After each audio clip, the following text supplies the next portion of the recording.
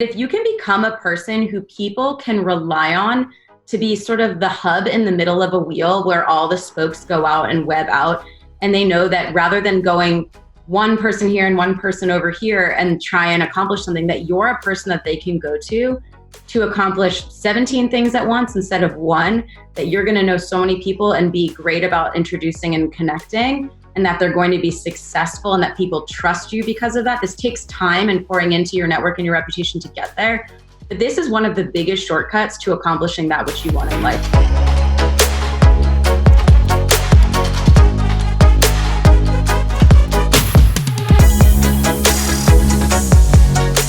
This is the Brandon Smith Show, and I'm your host, Brandon Smith, and the entire purpose of the show is one singular thing, and that is to help you live a life that much more free from dysfunction.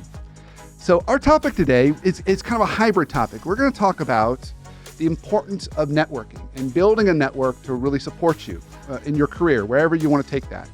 So we're going to talk about that, but we're also going to talk about how to think about, create, and even launch a side hustle. So when you think about those two things, it's almost like peanut butter and chocolate. You combine them, that can be a really powerful thing. Finding the right network to help you really launch where you want to go, or reinforce your side hustle, or help you kind of pivot or turn where you want to take your career. So to help us on this journey, I've got someone with a fantastic expertise in both those things, Darrah Brustein. Darrah, thank you so much for coming on the show. Thanks for having me, Brandon. Yeah, I'm so thrilled. So in a minute, I'm going to ask you to kind of share a little bit more about what you're up to with my listeners and even your journey that got you there, because I think your story is awesome. But before we do that, I want to list off all your many awesome, fantastic titles. Okay, so here we go. I asked Darrah, I said, which one of these? She's like, I don't know, as long as it's not disrespectful, whichever one you want to use. I think they're all great. So it's founder and CEO of Network Under 40, co-founder of Equitable Payments, author of Finance Whiz Kids, founder of the hashtag Give It Forward movement, contributor to Forbes on networking done right, etc. So really awesome, Darrah. Like you are busy. I stay full. You do stay full. Yeah, that's great. I like that much better than busy. I've been trying to do the same thing for me. So yeah, busyness tends to be a badge of honor, which I don't want to wear. I am trying to get rid of my badge as well. I love that. Yeah. But full is cool. Full is good.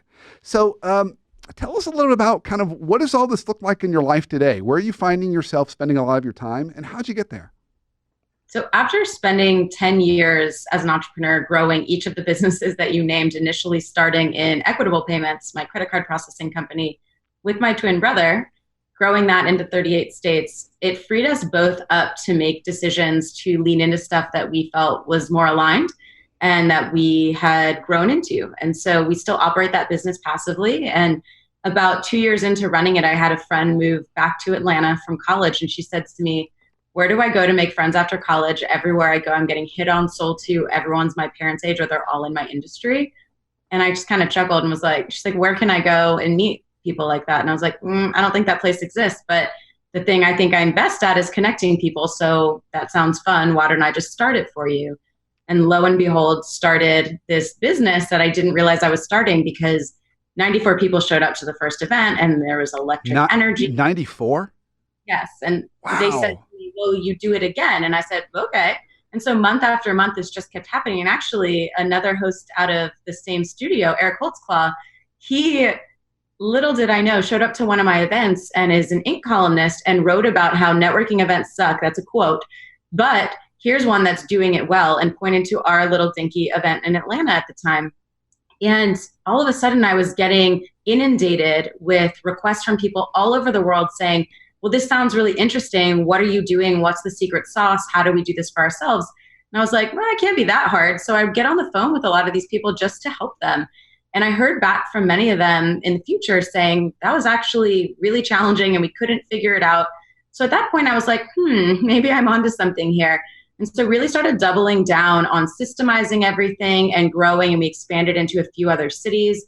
And then more recently, actually packaging that up into a course to teach other people the networking events blueprint that we had created with Network Under 40 and then Network Over 40, and enable them to grow their income, impact, and influence as a side hustle that takes about 10 hours a week or so, and then ideally pours back into their full-time work as a pipeline of referral partners or potential hires or clients.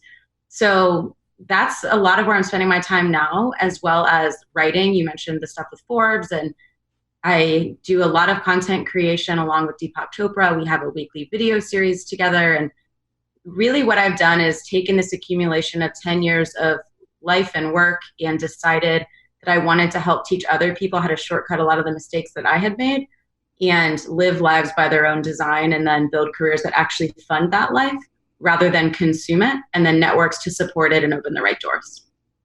Super cool. Great segue. So let's start with the first thing you mentioned there, which was living their lives by design. How do you do that? I know that's an unfair question. Like, you just snap your finger and there it is. Like, I dream of Genie. Yeah. So that's actually a great and complicated question, all rolled into one. I think the first part of designing one's life starts with something that sounds super simple, but actually is tremendously difficult for a lot of us, which is to just pause and check in with yourself and question, is the way I'm living my life, where I'm spending my time, the people with whom I'm surrounded, actually elevating the things that I truly want? And what is it that I really want? Versus, am I just taking the path that's been paved before me, and that either my family or my friends or whomever else told me this was what it looked like to be successful? And is that really feeling aligned for me? And this is tough because I think we have been often socialized to believe that, it looks like keeping up with the Joneses and Kardashians, or that, you check all these boxes, you go to school, you get the house, you get the spouse, you get the whatever, you get the titles and the accolades and the bank account, certain amount of commas in it, and that's success. But when I sit down and talk to people, and myself included, because this was the case for me, I grew this credit card processing company into all these states, but burned myself out and was miserable, and actually was completely out of alignment with that which I valued. I started to realize, well, I say I value freedom and flexibility, and I say I value learning and growth, and I say I value relationships. However, I am completely eschewing all of them in favor of just growing this business. And when I started parsing it out, I realized, well, I'm just growing this business because that's what I was told is what entrepreneurial success looks like, that bigger is always better and more is always better. And more states, more clients, more revenue, bigger exit. And when I stopped, I was like, well, none of that actually matters to me. And it's completely impeding what actually does. So I had to pause long enough to recognize that and be honest with myself, and then get really intentional about the actions that I was taking, and basically reverse engineer what I think we've been taught to do, which is, instead of just go out and figure out the career or the business and then fit your life into the nooks and crannies, it's the exact opposite. It's get hyper clear on what you want your life to look like in maybe 10 years from now. And then what I really recommend is assigning dollar values to how much it costs to live that life. And then deconstructing, how much do I have to make to do that? And how do I free up my time to enable me to actually live it? Oh, interesting. Okay. So a lot to unpack there. So so the starting place you said was kind of evaluate what really matters to you. What really is important to you in life? And then using that as almost like a criteria or a litmus test to how you're living your life today. So if you say exercise is important and spending time with friends and family is important, but you find you're not having time to do either of those things, it's a way to say it's misaligned. Exactly. And there's a slight discrepancy here with the idea that life, I believe, happens in seasons. So maybe you're in a season of your career where you're working really hard on a project or towards a certain goal or outcome, and it's completely dissuaded, where one side is so focused on that and the other side of the teeter-totter is completely down on the ground and you're not doing anything with it. I think that those times are completely understandable. But if you look at the arc of where your career and your life are right now, and you feel like as a whole, you're not actually feeling aligned, or you're not proud of it in your heart, not in an how does it impress other people type of standard, those are really important cues and triggers for us to understand, does this feel right? Like, I was talking to a friend yesterday who owns a gym, and he was like, I create these systems and accountability metrics for other people, and I'm teaching them how to be happy and healthy. But he's like, but I'm miserable. And it's moments like that where we have to just be honest with ourselves and say, are the actions we're taking moving us towards our bigger goals? And are our bigger goals things we actually want? And if they're not, how do we iterate and adjust? And sometimes that means making really scary choices. Sometimes that means having to push down the voices of the people who care about us and we love, because they want what's best for us, but our changes can be scary for them at times, or they don't understand, or they're coming from their perspective and that triggers fears for them. So it takes some gumption to do this and to take these steps and make any changes that we feel that we need to. And sometimes that also means, going back to the networking piece, that you sometimes have to bring in new people into your inner circle who are moving along the same path that you want to be going on, so that in those moments of doubt or fear, or hesitation or anxiety or stress that are bound to come anytime we step out of our comfort zone, that these are people who have paved that path and are paving it and can be there to support us, as opposed to the ones who are projecting their own fears and stuckness back on us. Yeah. So I'm going to talk about the networking piece in a minute, but I want to go back to kind of this idea of what matters to you, and kind of avoiding the shoulds and supposed tos from other people. Right. And it reminds me, back in my clinical therapy days, when I would go through and study family systems theory, the idea was, in any kind of family, it's like a play, and everyone has their part in the play. Whether it's functional or dysfunctional, it doesn't matter. You have your part in the play. And when you decide, I don't want to play this part anymore, I want to play a new part, the rest of the actors and actresses don't like that. So suddenly you're improv and they're on script. Yeah. And they're like, wait a minute, but we need you to play the part of the ... Exactly. And so recognizing that, you have the right to change your role that you want to play, and know that you might encounter resistance, and that's okay, and has more to do about them than it does about you. Something else you said, which I think is a really simple, but interesting way to look at this, is you look out into the life you want to have, and then rather than saying, what does that look like, which often people do, you do that, but then you say, what's it going to cost you? What's the price tag to have that life?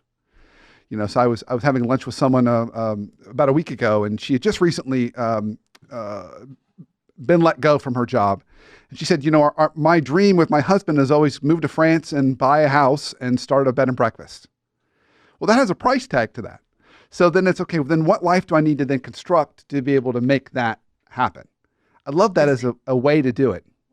Yeah, it's interesting because, one, I think we have been almost socialized as we get older to stop dreaming. So it's first really challenging for many of us to dream in the first place, and have the dream not just be 1x, 2x, 3x, 5x of what we already are doing, but to really just stop and take cues, whether it's from your childhood and things that you gravitated towards and loved, whether it's those things that deep down you've just pushed down because you felt like, I could never have that, or it's out of reach, or you've just already limited it. Or I have an exercise that I really love where you ask your network a set of questions as an interview that help reflect back on you items to identify parts of yourself that are often in your blind spots, or you take for granted because it comes so naturally to you, and it really helps you find your path and see things in yourself that you don't necessarily see. And just take these bits of morsels along the path and put it all together. And then from the dollar perspective, it's really common, and I fell prey to this too, that when I was going out into the real world and getting jobs, that I thought, well, to be happy and be fulfilled and have all the things that I dream of, it's going to cost X millions of dollars. And that felt completely unattainable, which naturally starts to make you back off of the goals in the first place. But when I did this exercise for the first time about 12 years ago, I was 23, I realized that my 10-year out vision cost 120,000 US dollars. And at the time, I was making 37,000 US dollars, which felt like a large chasm. However, the thing that it made me realize was that that was actually surmountable and attainable, and that I could absolutely get myself there within the next 10 years. And I got there much faster than that, because especially 2 years after that, when I started my first company, it was very easy for me to say, okay, if each customer on average is worth X, how many of those do I need to bring on per month over what time frame to get to this number of $10,000 a month, which equals $120,000 a year. And it made it really bite-sized and something that I could work my way into, rather than this daunting, non-based number on anything of, I have to make millions. Yeah. And I'm always beautiful. So Isaac just cued me that we've got to go into break. We're going to go into break. When we come back, I want to build on this, talk a little bit more about kind of that idea of how you construct that, deconstruct and construct the life you want. And then now let's bring in the network piece. Like, how do you think about that? How do you overcome maybe discomfort to networking? And how do you properly create a network that's going to allow you to really create this dream that you've got. So stay tuned. We're going to go on a break. We'll be right back.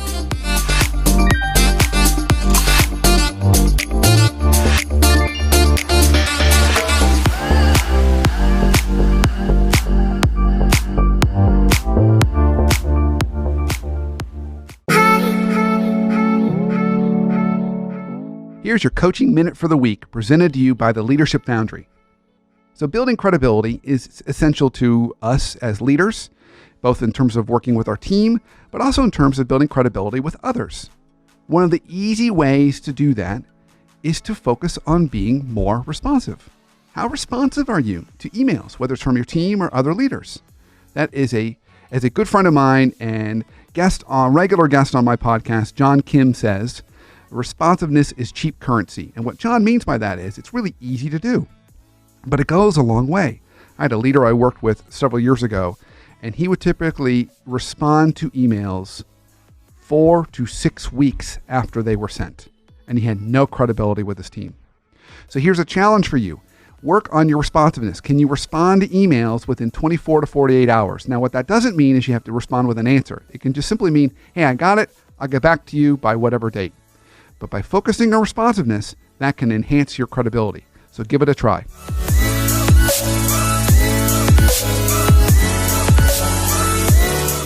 Welcome back to the Brandon Smith Show. So today we're talking about a really cool peanut butter and chocolate idea of kind of thinking about creating that life that you want, thinking about side hustles, other things you can start to really realize that dream you have, and then how to bring in a network to really support you doing that. So, Darrah, right before break, we were talking about that kind of idea of, creating that vision for our life, how much it's going to cost us to get there. And then you talked about, for you, you realized, oh, actually, if I break it down into bite-sized pieces, like, how much a customer's worth, and then start to look at it that way, you can get to that number. It feels more attainable. And I would say even for people that choose they don't have that entrepreneurial vibe or that desire to be an entrepreneur, they can still do that same exercise, it sounds like, in their own world. If I need to make this amount of money and I'm here, what kind of roles or jobs do I need to go after that will get me there? Is that fair? It's 100% fair. Okay. All right. So now we've got this vision. We're excited. We've got this goal of where we want to go. And now we say, well, I don't want to do it by myself. In fact, it's easier if people help me get there. Where do we go from here? How do we start to think about networking in a way that's going to allow us to realize that vision? And what are some of the first steps? Admittedly, I'm not a very good networker. I'm uncomfortable in this space. So I'm telling you. That might actually make you a really good networker. Because really? Often people misconstrue networking, and they think that networking is they think of a good networker as the person who's blazing around a room, shoveling their cards out to people, and as I like to say, kind of like vomiting and regurgitating their own goals and aims on other people in a way that's really off-putting. Yep. Or that they're only out for themselves. What's that? Yep. That's horrible. So that's what a lot of people think networking is. That's definitely not what I think networking is. For me, networking is just a fancy word for relationship building. And so that can look like you and I having a one-on-one conversation that also happens to get pushed out to the whole world. Or it could mean showing up to networking events. It could mean hosting events. It could mean hosting dinner parties or small gatherings. It could be having a meeting of 3 people. It could be phone conversations. There's so many ways to build relationships. And so where do you start? I think everyone often takes for granted that you already have a network, no matter where you are and what stage of life you're in, that you've already developed relationships, whether it's classmates, family, friends, coworkers, colleagues, these 1 degree out people that maybe you've met at parties. These are all people who are in your network. So once you've gotten fairly clear on what is it that I want and what is that going to cost, then it's really wonderful to understand, well, what doors do I need to open to get there? And now we've got so many incredible tools like LinkedIn and Facebook that tell you how many degrees of separation you are away from these people. And so even if you don't know who the person is, it takes one quick little Google search or a LinkedIn search to recognize, well, if I'm trying to get to the CEO of X, I'm trying to get to the hiring manager at Y, very easy to find who that person is and to contact them and reach out and do it in a way. I think this is where often is a stumbling block. That instead of reaching out to people from a perspective of, I'm looking to get something from you and you don't know me from anyone, it's really critical to be a person of generosity and giving and value additive nature. And that can also seem really strange when you're thinking, well, this person doesn't know me and I don't know anything about them. How do I add value? Often it's just about the way in which you approach them. So if I were to email you on LinkedIn and we had never met and I was trying to, I don't know, get a job, then I would probably do my homework and get really clear and understanding on like learning a bit about your background and what matters to you, which is also very easy to do by looking at your LinkedIn profile or doing a Google search on you and seeing what's published about you or by you. And then with that, I would craft a very clearly personalized message to you that probably would also call out the elephant in the room and say something like, hi, Brandon, I know you don't know me. I've been studying a bit about you and your work, and I'm really impressed by it. And this might seem strange, but I had this one question that I would love to know from you, or I saw this thing and I noticed we had it in common because people love to find kinship, or, maybe there's something that you can ask of them or offer to them that you can recognize might be of value before you go in with, hey, can I pick your brain? Which I think is an awful question. Or can I get on the phone with you for 30 minutes or an hour in a coffee meeting? Because this person feels very uncertain of, you're probably thinking, well, who are you? What do you want from me? This feels like you're trying to get something from me or sell me something, and I'm already really busy. So naturally, you would either ignore that email or probably say no, unless maybe you were having a really special day and you just wanted to say yes. But the chances really special day. Yeah, the chances of that are really slim. But to come to someone in that way of looking at it from these value additive perspectives, or just a human perspective of, listen, I know that you don't have a lot of time and I've done my research, but there's this one question I have for you, that usually will ingratiate you with someone to the point where they think, well, I'll do you one better. Like, why don't we just hop on a call or ask me the question? And then maybe from there, they'll think, great, is there anything else that I can do to help? And in that case, you kind of let it be and see what happens. But the better thing to do is to get a warm introduction and reach out to someone in your network who LinkedIn will tell you that they know, or Facebook will tell you that they know, and just say, hey, I'd love to know him. Here's why. Would you be comfortable seeing if he's open to an introduction? Yeah. Another key to being a great networker is not blindsiding someone. So if this were in my case, let's say Isaac, your producer, wanted an introduction to me from you, you would come to me and say, hey, Darrah, this guy Isaac wants to connect with you, and here's why. Is it a good time, and can I make that introduction? Then you look awesome because you got my buy-in. Then you get a chance to reconnect with me or whomever the person is. And then I will probably say yes. And then you get to connect all of us, and you look really great to both of us. And then we go off, have our connecting point, and then it is our responsibility, both of us, to follow back up with you and let you know what happens, so that one, that we're not jerks who took advantage of your reputation and didn't do anything about it. And so that it'll also help you better make introductions for us in the future, because maybe I would say, Isaac was a nice guy, but like really, I don't really understand where we were going with that, but we had a lovely chat, and that might make it clear for you that, okay, next time maybe I can craft it better or prep Isaac to know how to come to the table more clearly. Or I might say, that was a home run. Here's why. And then you say, great, I can keep that in mind for future introductions. So it benefits and behooves everyone in the circle to do those follow-ups and be a person of action and follow through. So, I could honestly go on and on, but I'm going to stop and pause because I don't want to commandeer your entire show. That was awesome. That was like a master class on networking. So let me play back to you what I heard. You tell me if this sounds right. So come with a spirit of generosity if you want to network. So it's really about what can I give to other people? And then you got nice and tactical too. You said, reach out, do your homework, reach out. And if you can offer something to someone, great, but ask if you can focus it down to one question rather than saying, hey, can I pick your brain? Or I get the ones all the time. Hey, I'd love to buy you lunch if you'll drive an hour down to my office. Yeah, no, I can't do that. Right. So rather than make that ask for their time, ask for that one question, which often will lead into other things. But if you can go even better than that, the warm intro is fantastic. And, looking for people inside your network who can connect you.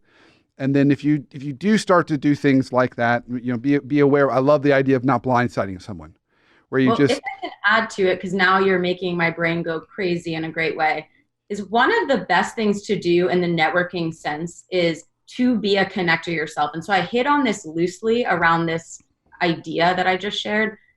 But if you can become a person who people can rely on to be sort of the hub in the middle of a wheel where all the spokes go out and web out, and they know that rather than going one person here and one person over here and try and accomplish something, that you're a person that they can go to accomplish 17 things at once instead of one, that you're going to know so many people and be great about introducing and connecting, and that they're going to be successful and that people trust you because of that. This takes time and pouring into your network and your reputation to get there. But this is one of the biggest shortcuts to accomplishing that which you want in life. Because then people are going to realize, well, I should just reach out to Darrah because I know I'm going to be able to get all this stuff done and knock it all out. And I just trust that people are going to want to say yes because of her reputation and relationships with them too, which means that you have to be pouring into the relationship with me or whomever the connector is to be the recipient of that. And to be the connector yourself means you have to be building up that reputation and building up a strong network and nurturing it, which is obviously the next piece of how do you nurture a network. Yeah, fantastic. So one last question for you. Because Isaac already told me we're getting close to the end, believe it or not. I can't believe this. Time is flying today. So I really get anxiety, social anxiety, going to networking events because my issue with them is I don't know what to do. Yeah. Like if I was to go there and say, well, Brandon, you're also going to be our speaker, I'm totally cool now. Like I know what I'm supposed to do. Like I'm going to talk on a topic and I get my role. But when it's like just go into a room, a bunch of people, you don't know them, and do this networking thing. Do you have any good therapy for me that will help me get a little more comfortable? Okay. So if you choose to be an attendee, which I think you should do sparingly and you should do really intentionally, because not all places are created equal and not all places are going to feel aligned. But when you do, I think one, bringing a wing person is really helpful, almost like you would in a dating environment if you are in those, because it allows you to, one, start with a slight level of comfort and kind of integrate together into the room, but then you break off eventually and you have each other's backs and you're looking out for each other. And so if I meet Emily and I say, okay, oh my gosh, Emily, have you met Brandon? And I bring you two together, it's like you have, a soldier out in the field doing the work for you and helping bring people back to you, which is helpful. Another thing is what I call introverts hour, and you don't have to be an introvert and or shy to appreciate this, that if you show up within the first hour of an event, when there is less going on, people are just starting to get there and everyone is looking for a conversation partner, you're going to really benefit yourself by being there and approaching someone, just being like, hi, I'm Darrah. What brought you here tonight? And try to avoid what I consider the dreaded question of starting with what do you do? I think it minimizes people, feels like you want to do a transaction with them, and it can put people on the defense a bit. Yeah. So it's great to just start with that. Or another really strategic thing is if there's a bar or a buffet, to stand catty corner off of it where people are going to naturally turn out from it. And they're going to often get this deer in headlights look of, oh my gosh, who do I talk to? What do I do? And there you are with a friendly face and your hand out to greet them and say hello. And those are really easy ways to do it. And then the contrary to that is don't attend networking events, host your own. So rather than being one among many and trying to build relationships, be the person who's the convener and everyone knows and wants to get to know. And you don't have to do any of the legwork to build each of the individual relationships because your reputation already precedes you. Beautiful. I love it. I love all those ideas. And they also, they remind me of getting in there and having support, having a strategy and a system, and even down to the tactical piece of you get there early. So you're part of that initial nucleus where those conversations are formed. What's horrible for me is when I show up a little later and everyone's already got their circles formed, and I got to figure out how do I break into a circle to start talking, Exactly. Okay. Man, this was awesome. Okay, so I ask all my guests this question. What's one life hack you have for us to help us live a life more free from dysfunction, either personally or professionally? Well, the first thing that's coming to mind is what I'm going to go with. And it sounds super cliche these days, but for me, it's been a game changer, and it's been meditation. Because when I started the first company, I talked about all this burnout.